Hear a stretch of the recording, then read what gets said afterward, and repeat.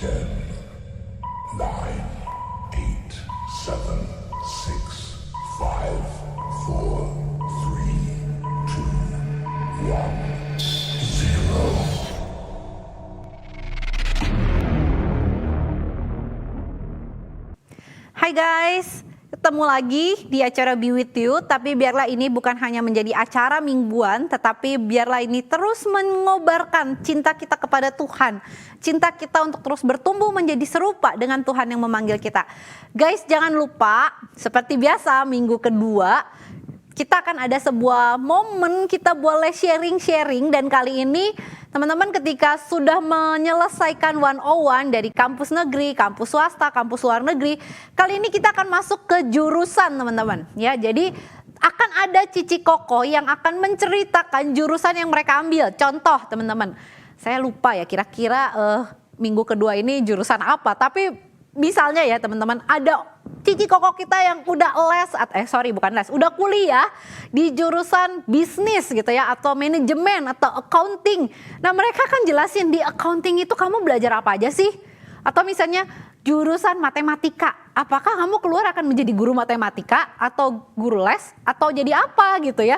Nah teman-teman ini akan dibukakan kepada kalian gratis gitu ya teman-teman. Jadi teman-teman mari teman-teman kita isi waktu kita jam 3 sore di hari Minggu, minggu kedua.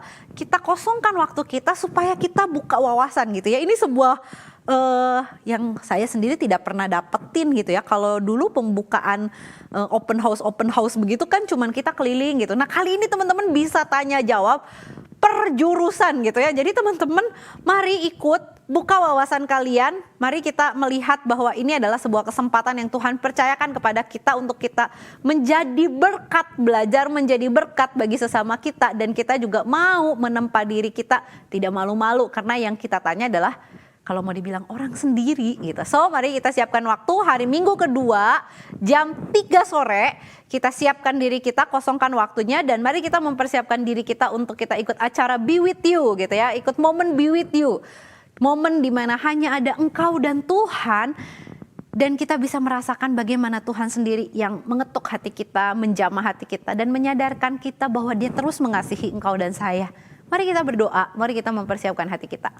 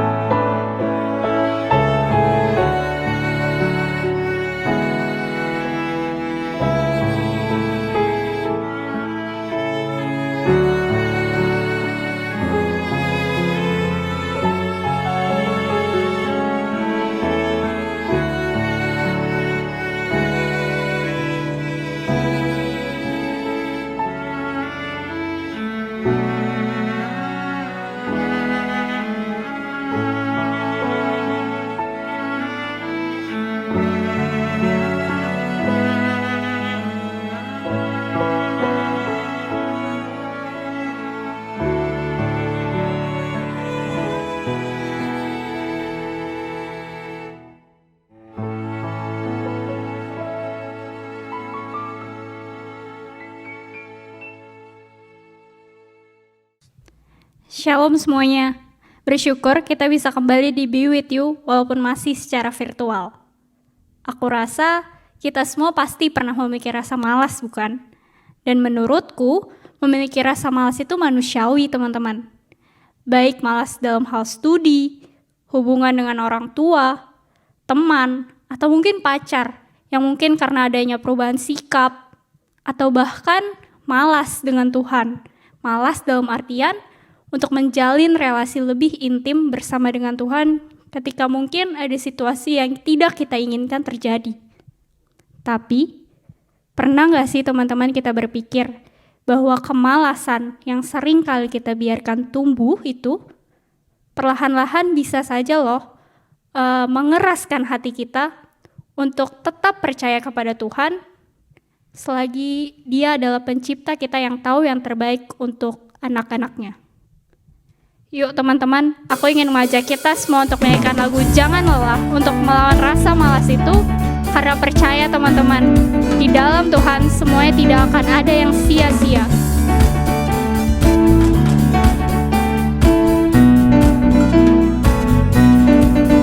Jangan lelah bekerja di ladangnya Tuhan, Roh Kudus yang beri kekuatan, yang mengajar dan menopang. Tiada lelah bekerja bersamamu Tuhan, yang selalu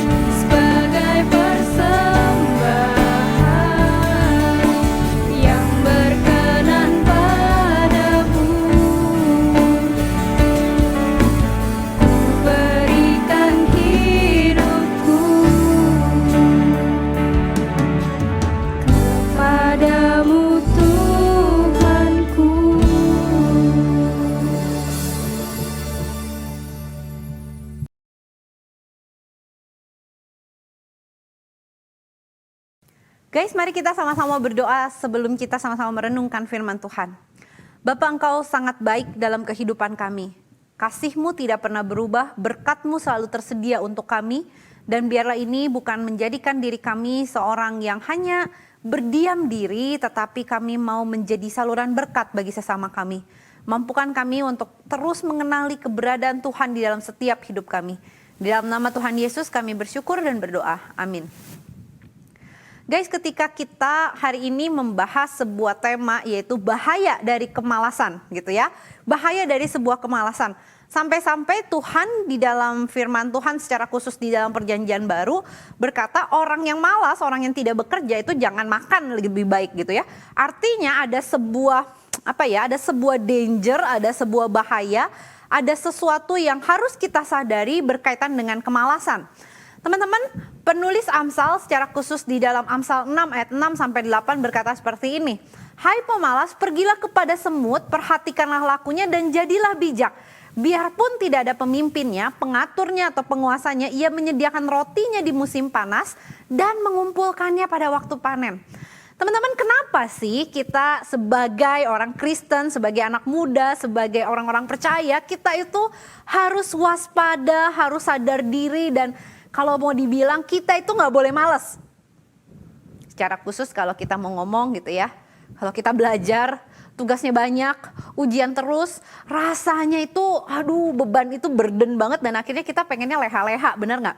Kita pengennya nyantai-nyantai gitu ya. Coba aja teman-teman, kalau nonton drama Korea atau nonton apapun gitu ya, kayaknya episode demi episode kita akan tontonin bahkan sampai subuh, sampai ayam berkokok dan ayam tidur lagi, kita kayaknya gak ada capeknya. Tapi ketika kita harus melakukan tanggung jawab, ketika kita harus melakukan satu hal yang dipercayakan kepada kita, wah itu kok kayaknya berat sekali gitu ya. Jangankan sampai ayam berkokok gitu, ayam belum masuk kandang aja kita udah males gitu kan ya.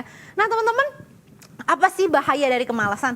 Teman-teman, gue pengen kita sama-sama lihat ada dua bahaya dari kemalasan. Yang pertama, teman-teman, sebenarnya ketika kita hidup dengan dengan karakteristik malas, makanya ada satu bahaya, yaitu yang pertama bahayanya adalah sebenarnya kita itu tidak menghargai berkat Tuhan. Teman-teman, kita percaya seperti matahari yang terbit di pagi hari, demikianlah berkat Tuhan selalu tersedia bagi hidup kita. Bukan hanya itu, ketika kita membuka mata kita, maka kita percaya tangan Tuhan menjaga dan melindungi kita.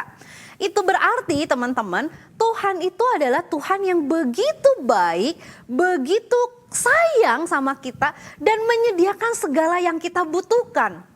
Cuman masalahnya teman-teman, kita itu seringkali merasa diri kita itu pengen enaknya aja, benar nggak teman-teman?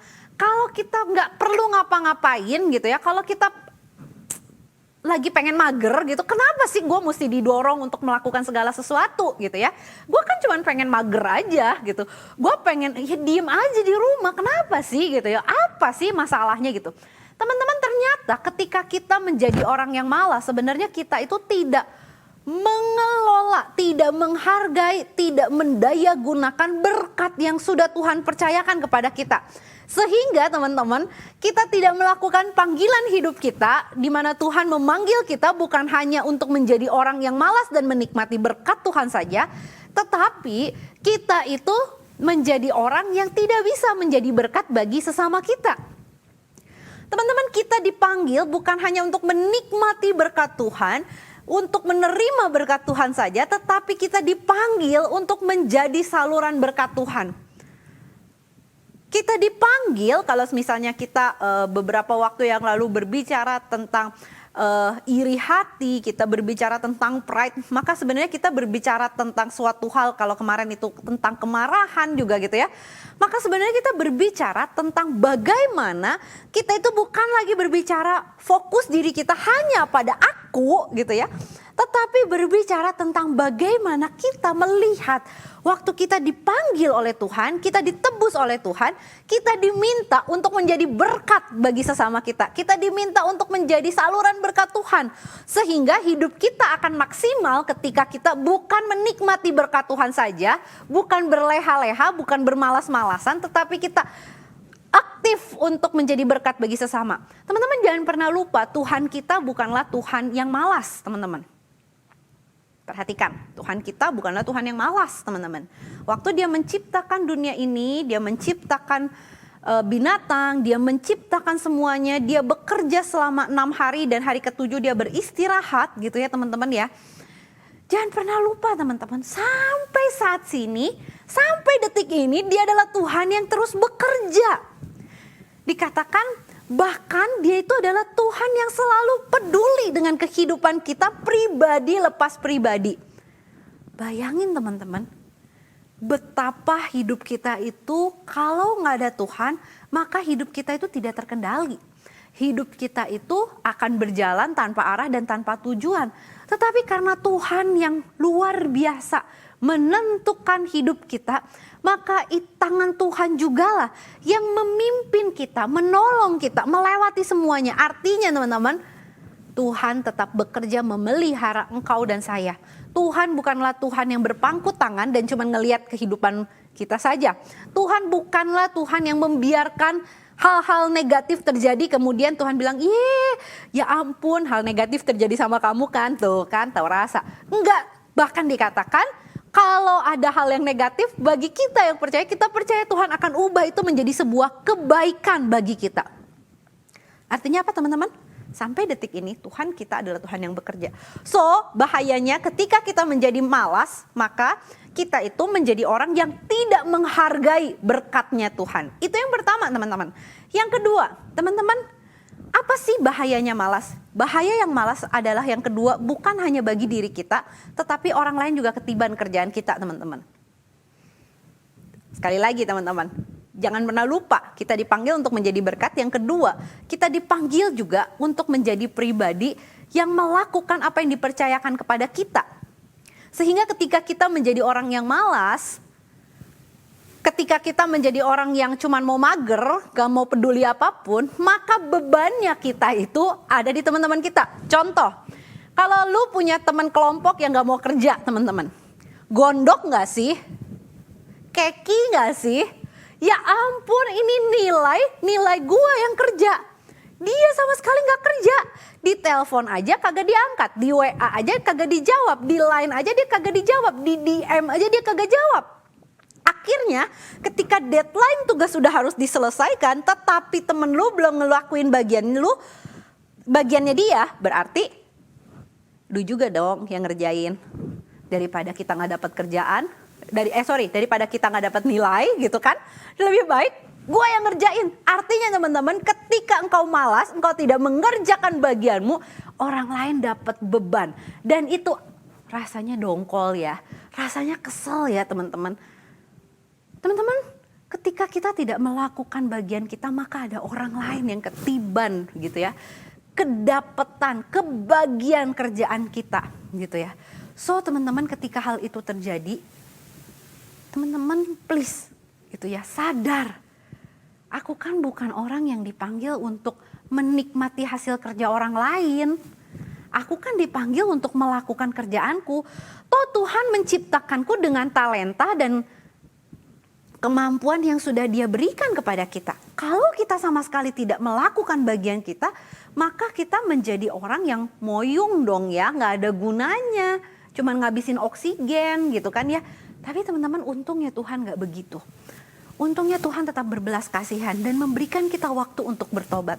Tapi Lause, ketika saya ngerasa kayaknya saya nggak sanggup untuk melakukan itu semua. Terus saya bingung mesti ngapain.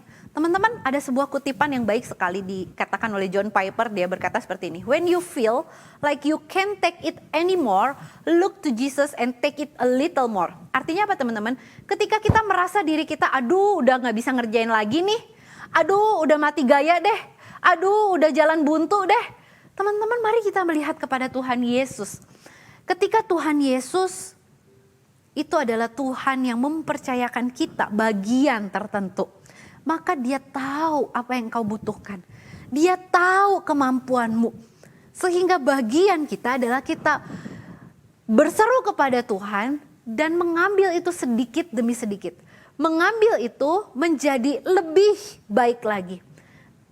Teman-teman, bagian kita bukanlah kita menyelesaikan semuanya, tetapi mengerjakan bagian kita di dalam prosesnya.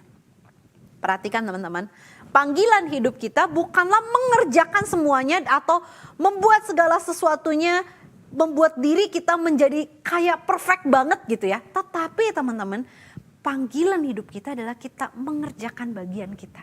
So teman-teman, ketika kamu mungkin merasa kamu tidak bisa melakukan apapun, ketika kamu merasa kamu tidak sanggup lagi, janganlah berpangku tangan, tetapi mari kita lihat kepada Tuhan Yesus dan kita bilang, Tuhan, aku mau lakukan bagianku dan aku mau melangkah satu. Teman-teman, biarlah kita bukan menjadi orang yang malas, tapi kita meneladani Tuhan kita yang terus bekerja sampai saat ini. Tuhan kita yang mengorbankan dirinya di kayu salib, membeli kita bukan hanya untuk berleha-leha, tetapi untuk menjadi pribadi yang menyalurkan berkat Tuhan kepada orang-orang di sekitar kita. So mari teman-teman kita ambil waktu teduh di hadapan Tuhan. Mari kita pikirkan di dalam kehidupan kita, apakah hidupku menjadi berkat bagi orang lain atau menjadi beban bagi sesamaku? Kalau kita menjadi beban bagi sesama kita, mari kita minta ampun dan bertobat di hadapan Tuhan.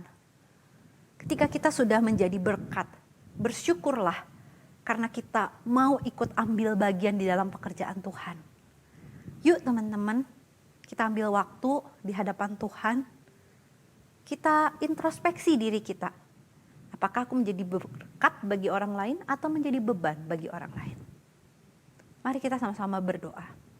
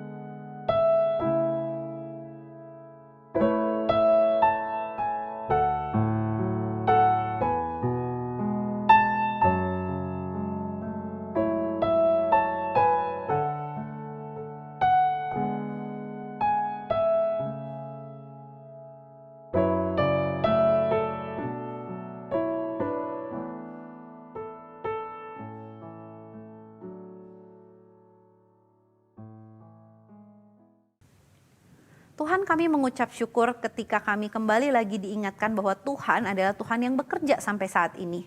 Tuhan yang tidak meninggalkan umatnya, Tuhan yang tidak membiarkan umatnya berjalan sendirian. Tuhan yang memimpin kehidupan kita. Tuhan tolong supaya kami bisa terus menjadi pribadi yang menyenangkan hati Tuhan. Tuhan tolong supaya kami menjadi pribadi yang menyenangkan dan memuliakan nama Tuhan dan menjadi berkat bagi sesama kami. Terima kasih Tuhan, di dalam nama Tuhan Yesus kami berdoa. Amin.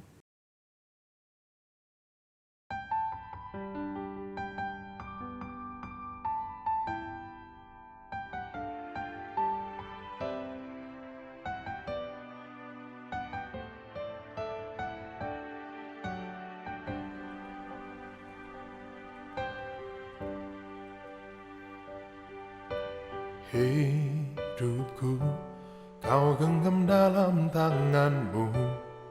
Kau telah datang ke dunia karena kasih-Mu bagiku.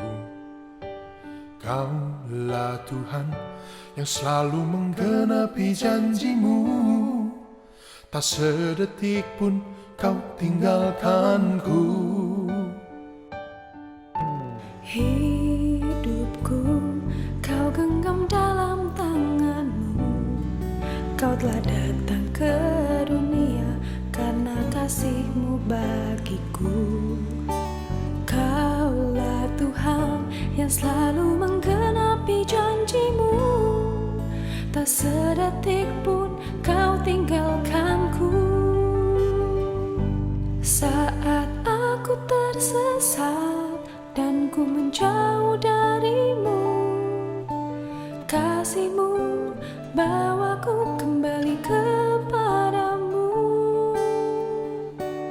Oh Yesusku, betapa agung karyamu, kau pulihkan hidupku, berharga di matamu, jadi kesayanganmu. Sekalipun badai hidup menerpa, ku tak takut sebab engkau berjalan bersamaku. Engkaulah Immanuel. Kuatku berharap, imanku percaya, Engkaulah Yesus, Juru Selamatku.